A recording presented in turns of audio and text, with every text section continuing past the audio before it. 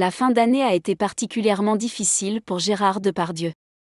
Le 7 décembre, France 2 a diffusé un nouvel épisode de complément d'enquête consacré au célèbre acteur de 74 ans.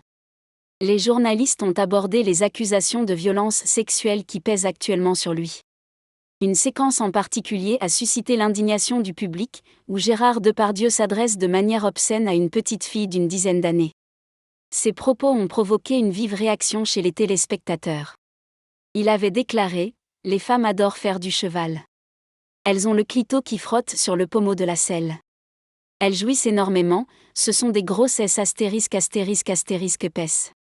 Si jamais il galope, elle jouit. » De nombreuses personnalités qui ont côtoyé l'acteur ont rapidement pris sa défense, dont Emmanuel Macron et Carole Bouquet, qui a eu une relation amoureuse avec lui pendant 10 ans.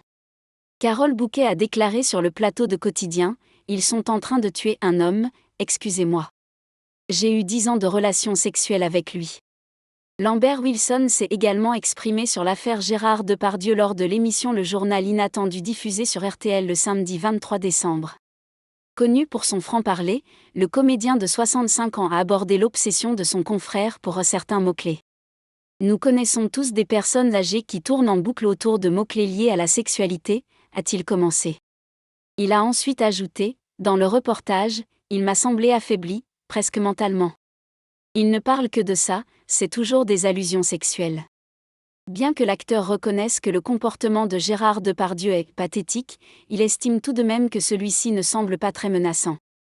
Lambert Wilson a conclu en faisant une distinction entre le Depardieu vieillissant et l'ère du sexe masculin.